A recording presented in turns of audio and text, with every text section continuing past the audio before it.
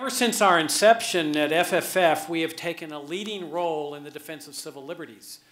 Our mission is to present an uncompromising moral, philosophical, and economic case for the free society. And in our very first year, in 1990, where we were publishing our monthly journal, Future of Freedom, which was called Freedom Daily at that time, we devoted almost an entire issue to the critical importance of civil liberties. And then later we followed that up with a strong opposition to the U.S. government's foreign policy of interventionism and empire. So we've taken a leading role of this, and especially since 9/11, when the dark side of this, this foreign policy and the severe infringements on civil liberty have occurred.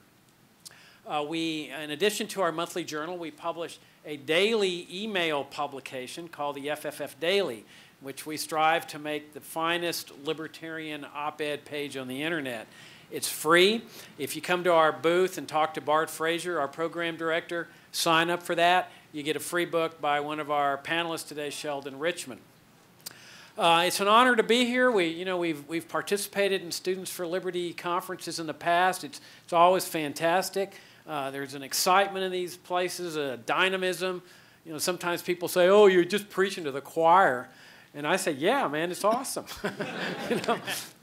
We get our batteries charged and we participate in these events that SFL puts on. So thank you for letting us do it again, and thanks for coming to the panel. We've put together a great program for you. I think you're going to find it educational, you're going to find it worthwhile, and you're going to see why we consider this subject area the most important aspect of liberty, even more important than economic liberty, which we have been fighting for the whole 23 years at FFF. We got two great panelists. Bruce Fein is a practicing attorney. Many years ago, he worked for the U.S. Department of Justice. He is one of the most ardent defenders of civil liberties of our time, and the fiercest opponents of empire and interventionism.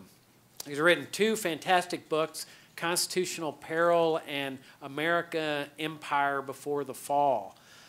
He's participated in many FFF events on civil liberties, foreign policy, the war on terrorism. So it's an honor to have him back today. Sheldon Richman is Vice President of the Future of Freedom Foundation and the editor of our monthly journal, Future of Freedom. Before that, he worked for 15 years as editor of the Freeman magazine at the Foundation for Economic Education. Before that, he worked at the Cato Institute and the Institute for Humane Studies. He is the author of 3 of our books, Separating School and State, How to Liberate America's Families, which is an all-time bestseller for FFF, Tethered Citizens, Time to Repeal the Welfare State, and Your Money or Your Life, Why We Must Abolish the Income Tax. Both of our panelists today are widely published. Major publications like the Washington Post, the New York Times, the Wall Street Journal, Christian Science Monitor, and many, many others. We'll start with Sheldon, followed by Bruce, and then we'll open it up for Q&A. Sheldon Richman.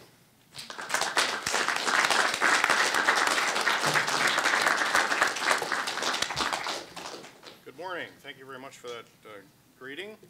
I had the chuckle to hear Jacob Hornberger described as a moderator, because I can't think of any position he's a moderator on. But I won't go into that, but very nice to be here. My association with Jacob Hornberger goes back many years.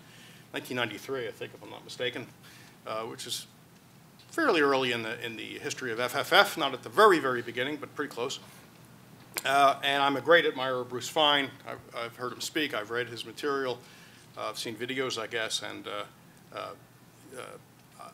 I'm just in awe of what he's done, the way he's become such an eloquent and knowledgeable critic of what the U.S. has become. And it's a very necessary voice. There was a time when you could use as a reductio ad absurdum that one of these days the U.S. will be involved in Timbuktu. And as Murray Rothbard used to say, things are so absurd these days, you can't even do a reductio anymore. And if you've been following the news about Mali and the U.S. support for the French in Mali, you know that in a way we are involved in Timbuktu. So there goes a perfectly good reductio. I don't know what we can come up with next. I think we're going to have to resort to interplanetary, other planets to mock interventionism sooner or later. But then that'll be removed, I'm sure. space, obviously, is a great focus for the U.S. military, so maybe I can't even use that now.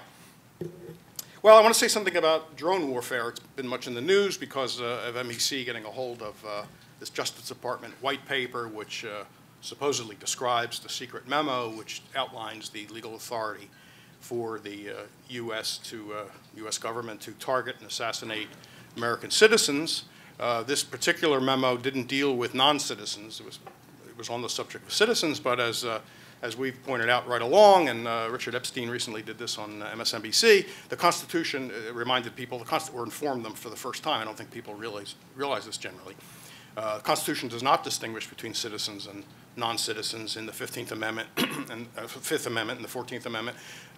It talks about persons. So there's really not a special level of protection, I don't see, but we'll leave that aside. So lots of comments have been made on both sides of this issue about drones, but to me, the real issue is that covert drone warfare, and I put covert in quotation marks for probably obvious reasons, right? The people getting hit by them, it's certainly not secret to them. The people that are living with drones overhead, even before they fire the Hellfire missiles, know what's going on, and they know where they come from. That's no secret. And the American people know actually quite a bit about it now, so that's why the scare quotes are there. But covert drone warfare requires, to me, the dynamite case against it is that that sort of warfare requires a level of confidence in politicians that they will never deserve. To me, that's the bottom line. And of course, that's not likely to be heard in mainstream discussions on the news because you're never really supposed to ultimately question the ability of the American people to trust the government. That's just a given, and if you raise that, you've defined yourself outside of polite discussion, and likely if you get invited in the first place, you won't get invited back if you do that.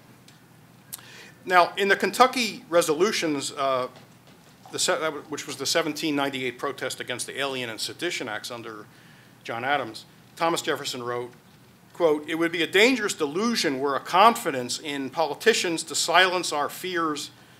I put in the word politicians, he had some longer phrase. Anyway, dangerous delusion were a confidence in these people to silence our fears for the safety of our rights. That confidence is everywhere the parent of despotism. Free government is founded in jealousy and not in confidence. It is jealousy, not confidence, which prescribes limited constitutions to bind down those whom we are obliged to trust with power. Now, if Jefferson had this reaction to restrictions on criticism of the government, we can surmise that he would have been appalled by a government whose chief executive has the unchecked unilateral power to kill people, including American citizens, away from the traditional battlefield and without due process on the basis of suspicions and allegations that they are, quote, quoting this Justice Department white paper, involved in planning terrorist attacks against the United States, close quote. Jefferson and others of his generation understood that government simply was not something to be trusted. Rather, it was a permanent object of suspicion because it was uniquely positioned to steal our freedoms. This, of course, is precisely the opposite of the attitude that government officials, Democrat and Republican, wish us Americans to hold. And the public schools, of course, the government schools are very useful in instilling this at a very early age. I would argue that maybe it's the main purpose for government being involved in education. All the rest is added on. And most of the media, of course, are complicit in this because, like I said earlier, they really don't sponsor discussions involving people who go deeper than the usual conversation and really get into this idea that whether these people who are running things are the least bit trustworthy and therefore are not to be trusted with a power like they exercise with drones. Under the drone program, the president and high-ranking, we're supposed to be in awe of that phrase, high-ranking senior officials select individuals in foreign countries not at war with the United States for targeting on the basis of claims that they are involved in the operations of, quote, Al-Qaeda or an associated force. It's kind of a vague term there, an associated force. It's really easy for anybody to pop up and say, hey, I'm a Al-Qaeda franchise. I don't think the franchising requirements are quite as tight as, say, McDonald's are. Yeah, there probably is some kind of handbook that you have to comply with, or else whoever's heading Al-Qaeda these days, goes to court, or you get a letter from his lawyer saying cease and desist using calling yourself an Al-Qaeda franchise. Now you have, and then you have to come up with some independent name. Al-Qaeda, when they first were recruiting people in Al-Qaeda, I read this in Lawrence Wright's book, I mentioned this just because it's interesting, the Looming Tower. They actually had a health plan. I'm not kidding. Now, I guess for suicide bombers didn't last very long, but no, that's not a joke. It's the number 2 that gets killed every other day. Well, that's true, yeah. And the number 3 more often than that. But it's true, they actually did have a health plan. And anyway, I don't know why I thought of that just now.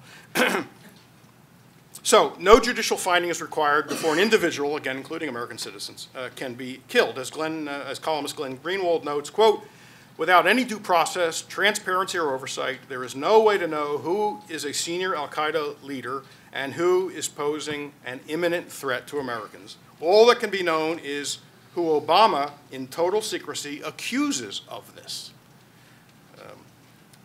And imminent, you probably heard on the news, this is one element that has been discussed quite a bit. Imminent is defined basically out of existence. I mean, you and I use imminent in a very different way from the authors of this white paper and I guess the legal memo, which is secret, of course, and which they refuse to disclose to the American people. And the courts have upheld them on this, even though one judge scratched her head, I think, and said, it's really crazy that I can't order them to disclose this, but that's the way the law is. So, we aren't supposed to be bothered by this policy because we are expected to have confidence in, quote, our leaders. And I definitely put that word around quotes. I like to think of them more as misleaders rather than leaders. Just like the people in Congress, I call them our misrepresentatives. And generally, people in government are our public self-servants. So I have my own little terms for these people. Because, almost all these words contain premises I challenge, so I have to speak a different language. Luckily, it's not too different from the standard language, and people can, I hope, figure it out. Okay, so we're supposed to have confidence in these people with this addendum as long as they're members of the right party. Okay, so again, it's been commented on quite a bit. Glenn Greenwald has made a big deal of this. If George W. Bush had been following this drone policy, because he didn't have as many drone strikes, nearly as many as Obama has had, but if all this was being done under Bush, there would be among so-called progressives a lot of outrage about this. But it's Obama, so there's not a lot of outrage. There's not any outrage, with a few exceptions. They have other priorities, right? Health care, restoring the middle class. Suddenly, all these things, as Glenn Greenwald has pointed out, all these things which mattered so much during the Bush years have now been demoted way down on the list of important issues, even if they're still on the list of important issues. Okay, so why are we supposed to be confident? Because they wouldn't abuse the power, right? They wouldn't abuse the power. This is America, American exceptionalism. We're the indispensable nation, and quote, our leaders would not abuse this power, even if it is terrifying. So at this point, I would say any self-respecting American should be quoting Jefferson. That confidence everywhere is the parent of despotism. We all ought to memorize that one line. And any opportunity we have, say, as Jefferson said, that confidence everywhere is the parent of despotism. It's a great line.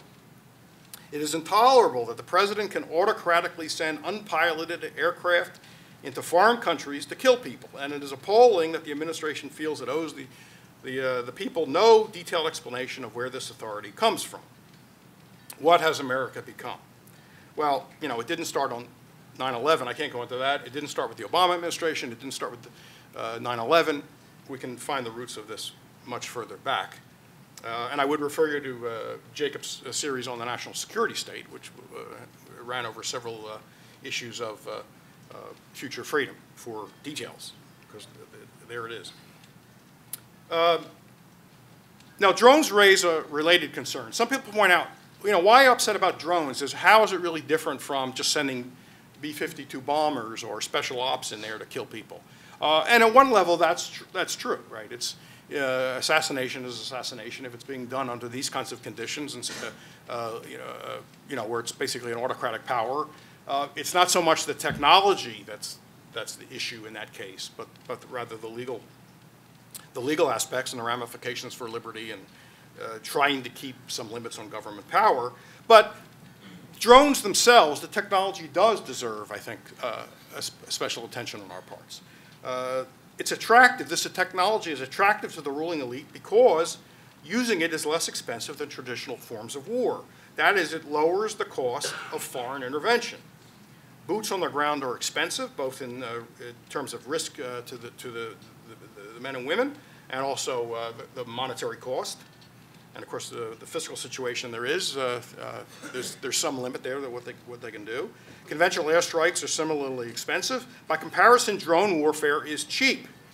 American personnel are not at risk because drones can be operated safely thousands of miles from the victim's location. This, however, is not the blessing some take it to be. Lowering the cost of foreign intervention and war is a false economy because it allows government more easily to embroil the country in hostilities. Unintended consequences are inevitable. Thus, we shouldn't want to remove obstacles to a belligerent foreign policy. On the contrary, we should want to make it prohibitively expensive for politicians to enter overseas conflicts because they have neither the information nor the incentives to perform good deeds in this regard. But some will ask, how can we keep Americans safe from terrorism? Let's recall that the terrorism directed at Americans since the 1990s has been entirely the result of U.S.-inflicted or U.S.-sponsored violence, primarily in the Middle East. Quote, Muslims do not hate our freedom, they hate our policies, close quote. That's not me, that's not Jacob, that's not Bruce, that's not even Ron Paul. That's a study from the Rumsfeld Pentagon, okay? Remember that and tell your friends. You know, captured terrorists say the same thing, and there's no reason to doubt them. It's not about our freedom. Jihadists don't attack Switzerland. If people with a disposition for violence plot against American troops abroad, there's a simple answer. Bring them home. The troops, not the jihadists. If people in countries brutalized by American policy plot against us, stop the brutality and embrace non-interventionism, a policy requiring no trust in our leaders. Thank you.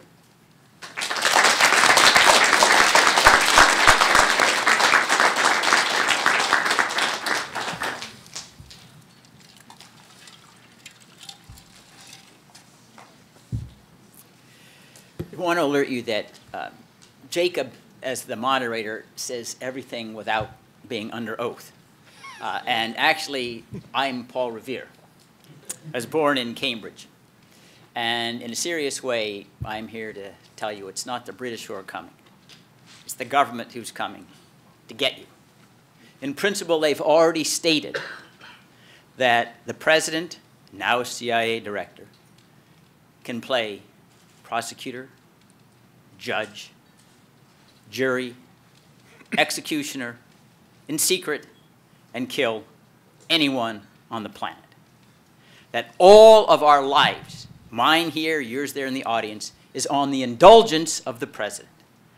Now, when we think of that power, and we go back to 1776 and read the marvelous document drafted by Thomas Jefferson but contributed by others, and indicting King George III for such things as denying us a right to a jury trial. Jury trial. We don't even do trials anymore. I mean, the power that our government has asserted is greater than any other tyrants in the history of the world. Think, in all of your history reading, can you identify anyone, Genghis Khan, Peter the Great, Tamerlane, anyone who claimed authority to kill anyone on the planet in secret, his say-so alone, no accountability, no disclosure, no punishment? Now, that is a truly astonishing statement to make and not having people appalled. And I say it because my baptism in Washington was some 40 years ago with Watergate. I had come down and was serving in the Office of Legal Counsel at the Justice Department. It wasn't a third-rate burglary. I remember working on the impeachment of Richard Nixon. And I'm recounting my experience because it directly speaks to your obligations. You're the young people now, like I was 25 years old, who's now saddled with the burden of removing from power the greatest tyrant in the history of the United States. And it's not a personal thing with regard to Obama. I attempted to have Bush and Cheney impeached as well. They are part of what I call, with Obama, a philosophical triumvirate of limitless executive power a trust me attitude, totally anathema to the founding fathers, totally anathema. Even before Thomas Jefferson, he was not at the Constitutional Convention. The founding fathers had written, our only protection of liberty is to pit ambition against ambition. And it was architect on the assumption that the ordinary depravities of human nature would undeceive us after believing some benevolent government official will protect us and will not be driven by a desire for footprints in the sands of time, money, appointments, taxes, spending, in order to frighten us into surrendering our liberties, going to war at the drop of a hat, because in wartime, the law is silent. In wartime, the law is silent. Even our so-called greatest generation fighting World War II had acquiesced in Franklin Roosevelt's concentration camps for 120,000 Japanese Americans who were shown never to have committed a single act of espionage, not a single act of sabotage. And in that greatest generation, they listened to General John DeWitt, who had surveyed the West Coast up and down from Washington to California. He'd seen no incriminating evidence against the Japanese Americans. And he writes the president, the fact that there's no indication that there's any disloyalists there is disturbing confirmation that treason is afoot. What was his authority? The Queen of Hearts in Alice in Wonderland. Remember that knave didn't sign his name confessing that he stole the tarts? If he was an honest man, he would have confessed. And that's what we did and incarcerated 120,000 Japanese Americans. This was the greatest generation, which, by the way, had us all, blacks here in this audience will remember, black soldiers fought in segregated units. When they were here in the United States, they couldn't drink out of the same drinking fountains as whites. And yet they were to risk that last full measure of devotion for their freedom. We even had the audacity, and I'm using the greatest generation because it shows this is our high water mark of respect for liberty in times of war, drafted out of the concentration camps the Japanese Americans that we had placed there. And when there was protest, why should I fight to detain myself? Then we prosecuted them for failure to devote sufficient allegiance to the United States. Now, I want to go back to show you how far we've descended to those years, 1973 and 1974. The Watergate investigations, the ultimate impeachment hearings in the House, what it alleged, President Nixon's resignation, knowing he would be convicted in the Senate 100-0. That was the word of Barry Goldwater, who was the far-right voice of the Republican Party. And sketch what were the crimes that myself, my colleagues at the Justice Department thought were so appalling, and ultimately the American people and the members of the Senate and the House. When the president said, if I do it, it's legal, we said, that's appalling. It's not legal if the president says it. It's legal if the Constitution authorizes it, right? My oath is to the U.S. Constitution, not to President Nixon. We had a Chinese wall between the Justice Department and the White House at that time. We wouldn't communicate with them. And their issue became when the Nixon tapes case got to the Supreme Court, who was the United States? Was it the Justice Department or that individual occupying the Oval Office as a custodian, a steward of our liberties? No, it was the United States representing all the people against Nixon. And he lost his case. And what was the crime of Nixon against the Constitution? Obstruction of justice? By conspiring to pay off the burglars so that they wouldn't disclose that the Republican, was called CREEP, the Committee to Re-elect the President, had funded the burglary of the Democratic National Committee headquarters. Right. He had sought to obstruct justice. Plus, he had authorized the burglary, not the killing, the burglary of the office of Daniel Ellsberg, psychiatrist. I didn't know how old you are. Remember the Pentagon Papers case. Daniel Ellsberg, I have to confess, I'm a friend of his. I watched the Sarah Palin-Joe Biden debate in his house. I don't know whether I'd call it a debate if you want to characterize the discourse of one of the participants. Right.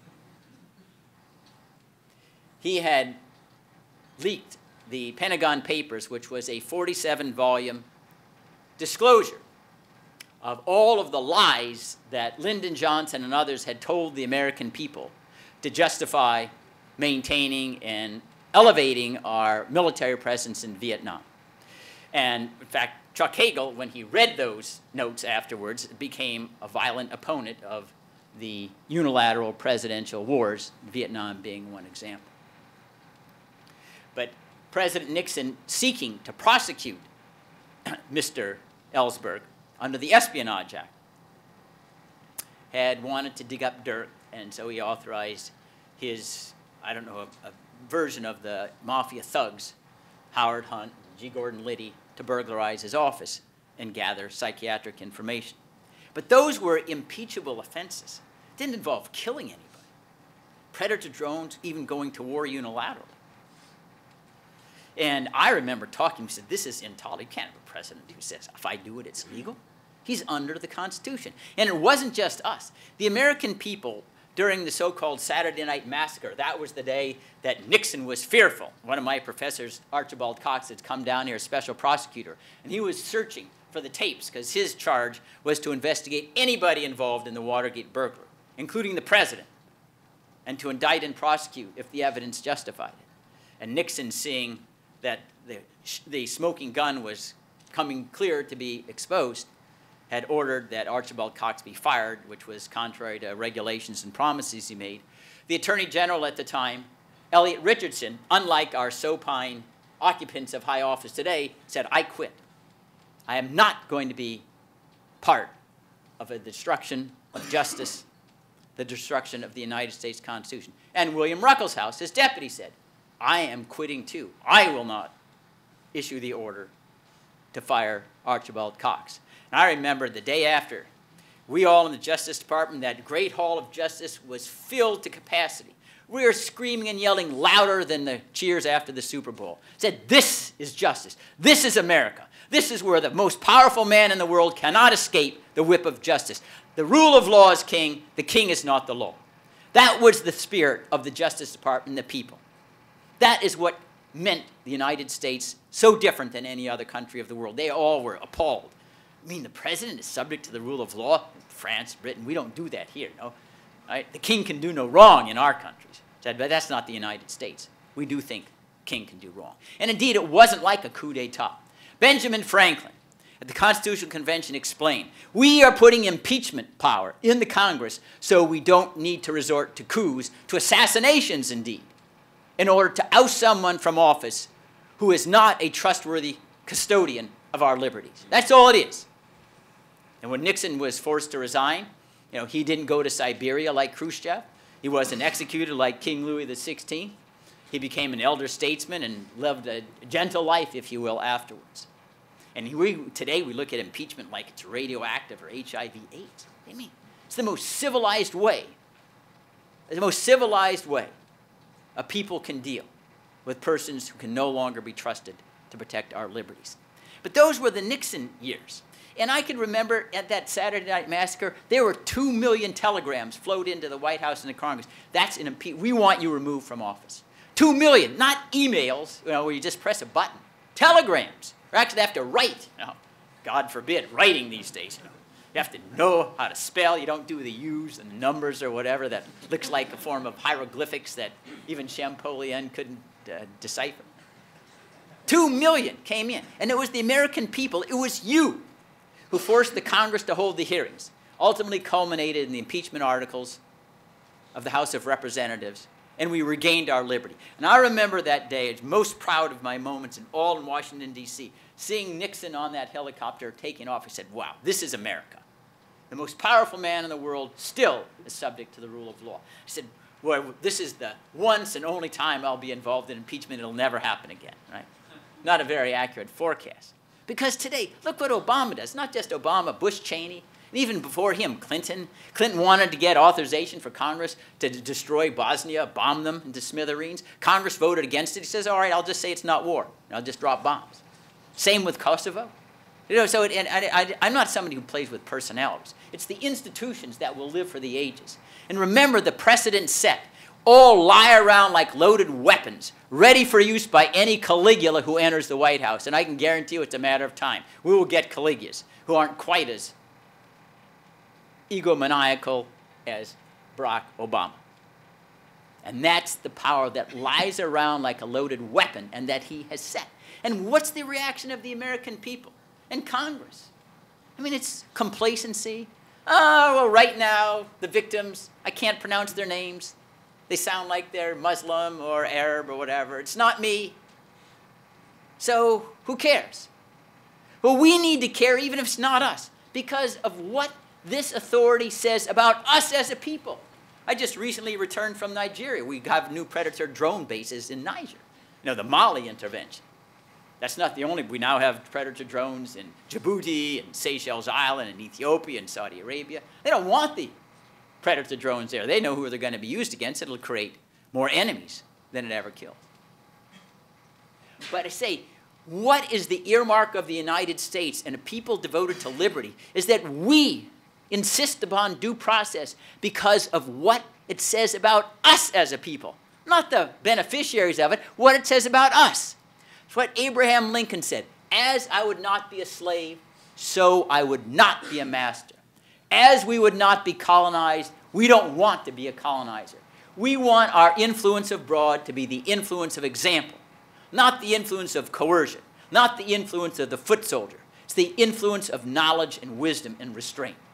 John Quincy Adams remarked when he was Secretary of State, he's delivering a July 4th, 1821 address to Congress. He said, you know, we could be dictatress of the world, but where policy would migrate from one of liberty and freedom to one of coercion and domination, and we would destroy our souls. The glory of the Republic is liberty. The glory of empire is domination and control. And the Founding Fathers chose liberty. And before I close, I want to underscore the fundamental philosophical point of our country. The final end of the state, we believe, is to make men and women free to develop their faculties. That's the final end. Everything that's done needs to militate in that direction, or else it's anti-constitutional. The final end of the state isn't to make us absolutely safe, which can only be done by locking everybody up, since everybody's DNA at least has some vice in it. We're all capable of a little bit of Lucifer. We're not all angels, right? The final end of the state is not to build empires, not to make us dependent upon the state. It's to give us the liberty and freedom to develop our faculties, a fair playing field for everyone. Every man and woman is a king and queen. No one wears a crown. And that, ladies and gentlemen, is your duty to restore. I'm told to fight it again. I will try, but I'm sure this problem will long outlive the few years that I have remaining. And you need to be inspired to make it your life commitment. Because if you don't do it, no one else will. Look around you today. Is it the Congress? No. They're supine. Is it the adults? No. They're all in the military-industrial complex. Oh, I'll lose my consulting with Boeing, or Northrop Grumman, Lockheed Martin, somebody out there, some contractor's got some money.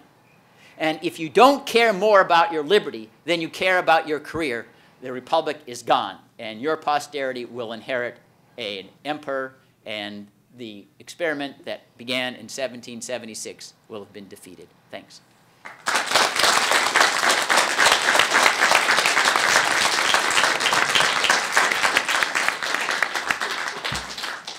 Okay, we've got Q&A. Matt, are these microphones here okay? All right. They need to go up to the microphone, right? Yeah, you got to go to the microphone. Hi. My question is directed to Mr. Bruce Fein. What do you think of the Arab Spring and what it came to, and the situation of the increasing radicalization of these revolutions, and the situation with the minorities and the more secular people that are there? Now, let me preface the detailed response to your question with the idea that Arab Spring is not something that the United States should try to manipulate. We have our influence of example. It's not us to tell other countries how they ought to try to architect their power. If they attack us, obviously, we have the right of self-defense. But in general, Arab Spring was healthy in the sense that it showed people had the courage to stand up to tyrannical power. It wasn't unique, because tyrannical power has been prevalent in that area for thousands of years. Go back to the Pharaoh, he was tyrannical towards the Jews and his own people as well.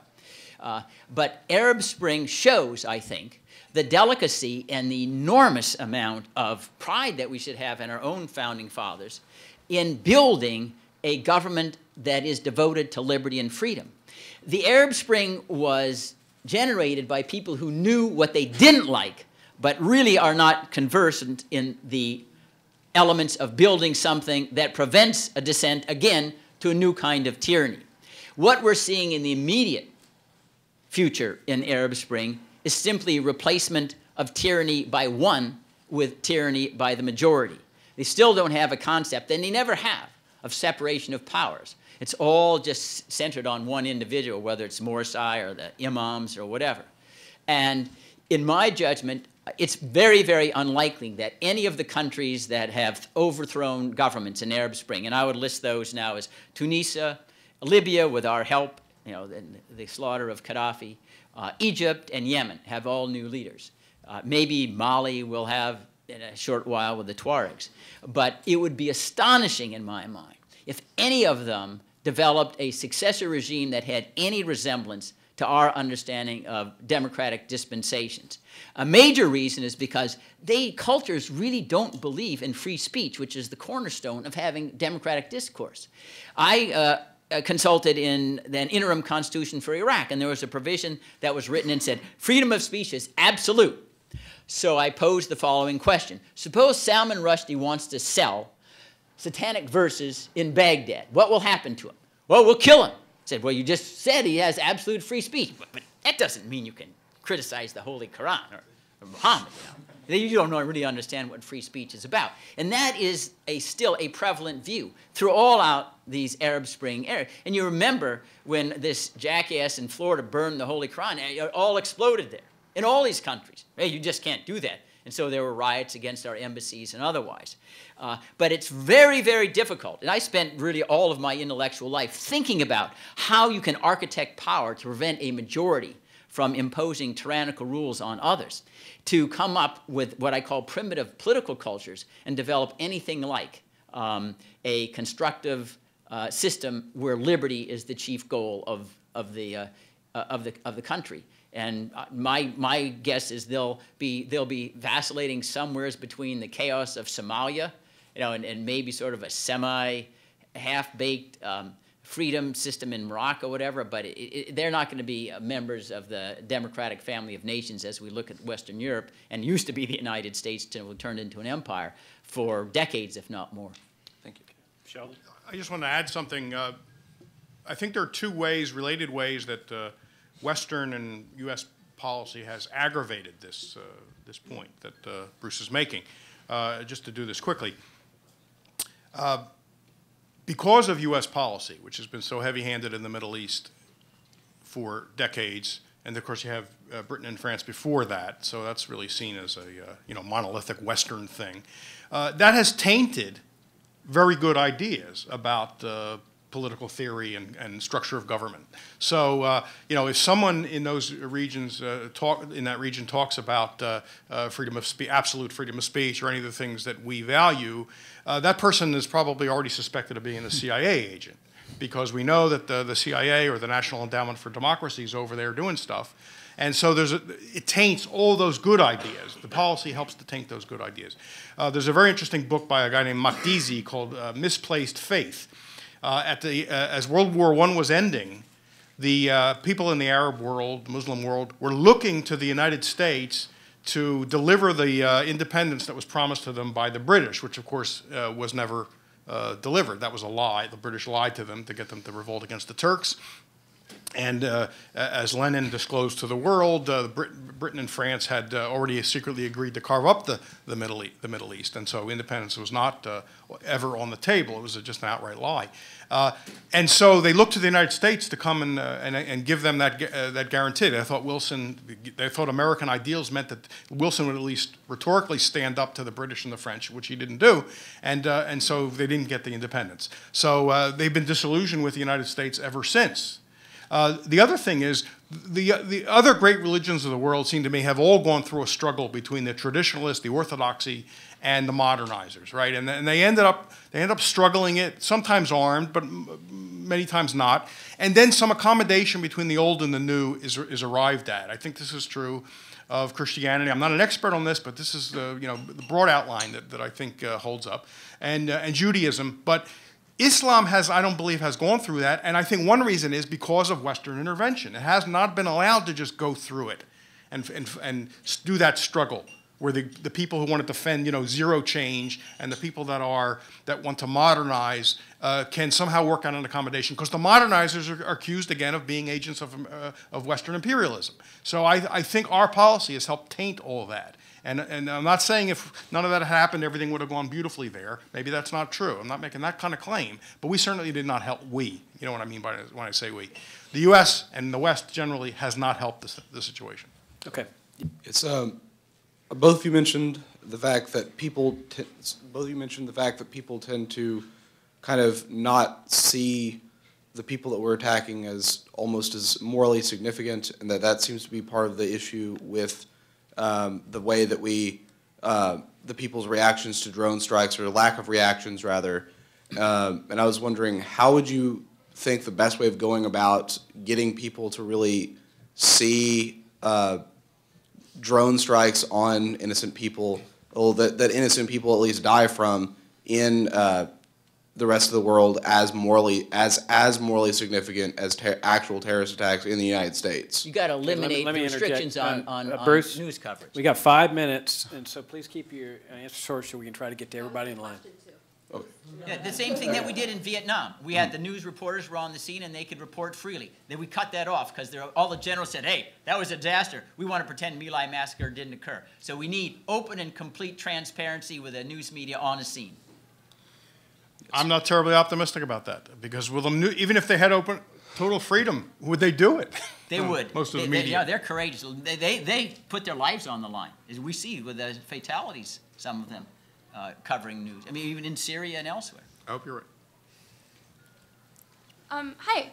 Could you comment a little bit on U.S. rights and responsibilities when looking at like foreign genocides that are clearly violations of minority rights that we maybe didn't cause? So it can be a little confusing, like in Iraq, but maybe Cambodia, or one that we were much less involved in causing. My view is that our influence abroad is the influence of example. The U.S. government has only one authority to protect us. If you want to volunteer to go try to prevent what you think is a genocide, you have that freedom. There was the Abraham Lincoln Brigade that was formed in the 1930s to fight for the loyalists against Franco and the anti-Republicans. That's freedom. But you have a problem. One, you never know a genocide is going to occur until you're guessing. How do you know? Did anyone know that Rwanda was going to erupt into genocide? And secondly, it's impossible to confine genocide that will prevent it from just a term to justify any intervention at all. The Russians said they intervened in Georgia because there was genocide against the South Ossetians. So it just ends up being semantics. But the final word is our Constitution says a government is here to protect us. And the government protects our freedom to go fight as volunteers over there, but keep our government out of it. The government never acts for altruistic reasons. You're deluding yourself if you think otherwise. There's some political motivation for why we would go in or why we would not. I have nothing to add to that. Thank you. Yes, sir. This will be our last question. Gentlemen, that was a great talk. One of the greatest enemies we have is the mass media, the regular mass media. They are the cheerleaders of this policy. They keep presenting the canard that the Muslims are attacking us because of our freedom, despite what Sheldon said that Ron Paul corrects. And you see these interviews of soldiers, they say things like, I'm here in Afghanistan to protect our freedom, to uphold the Constitution, and such crap like that. Question is, how can we get beyond this fog of media and present the truth? I mean, people are not outraged more because they're mesmerized, they're sedated by the mass media. Well, you have the opportunity today in the age of the internet to use social media and not limit it. When I was growing up, there's only 3 outlets. You know, there was CBS and Walter Cronkite and Eric Sevareid. I think there was ABC and Howard K. Smith, and then David Brinkley was NBC. That's all you had. Today, you've got millions of choices out there, although obviously they command less publicity than if you're on primetime evening news show. But listen, it's just individual efforts to go out there and don't remain silent. I mean, I was there at the beginning of the civil rights movement, Rosa Parks. At that time, everyone was saying just what you said. Well, how do you get people to understand that if you're black and you got Jim Crow laws and you get killed if you try to register to vote, that this is wrong? Well, nobody really knew, other than, hey, you got to display courage, and they marched, and she said, I'm not going to go to the back of the bus. Somebody else can do that, not anymore. And that's really basically where we are. You got to be patient. It's not going to happen overnight. This trend has continued for years and years and years. But hey, that's what we are as a people. We can't justify our assertiveness by saying we'll only do it if it looks like we got victory over the horizon. And that's use blogs, talk to your friends, use the internet to try to develop petitions, members of Congress or otherwise. Do you think impeaching Obama would start the process? Absolutely would. I mean, I thought a Nixon example would be good enough for subsequent presidents. And we have to use impeachment so it no longer carries this, I think, impassioned worry that, oh, this is what banana republics do. But why are you saying that? I mean, remember when Nancy Pelosi said impeachment's off the table in 2006? I said, well, what else do you have to white out? Free speech as well? That we're a Republican form of government? What do you mean impeachment? It's still written in there. Article 2, Section 4. She's a slow reader, so maybe she's not gotten that far in the Constitution. You know? She was the one that was asked, what's the constitutional authority for Affordable Health Care Act? She said, are you kidding? We actually have to look at the Constitution for these things? So she's an illiterate. But they need education. And we need to bring impeachment back to say, this is what civilized people deal with abuses of power. We don't throw them in prison. We don't send them to exile. We say, you can't be a steward of our liberty anymore. You need to move on. Why can't we throw them in prison or send them into exile? But we have to try because it's too important not to. But the other side has many advantages, and Bruce alluded to them in his talk. I mean, they can smear us as disloyal. They can smear us as cowards. They have all that, and they have the aura of power, which for a lot of people, that means a lot. So it's an uphill climb, but I don't know any alternative. We have to try. Yeah, let me wrap it up by just focusing on the power of ideas. I mean, ideas matter. They move people. Remember, it was ideas that enabled the statists to move America in a statist direction, economically with all the socialistic programs, the interventionist programs, and also with respect to foreign policy. If they could persuade a critical mass of Americans to move towards statism, and now we see the disastrous consequences of that economically and civil liberties and foreign policy, why can't we, people right here in this room, reverse that through the power of ideas, move our country, and lead the world to the highest reaches of freedom that mankind has ever seen? That's our quest. Thank you very much.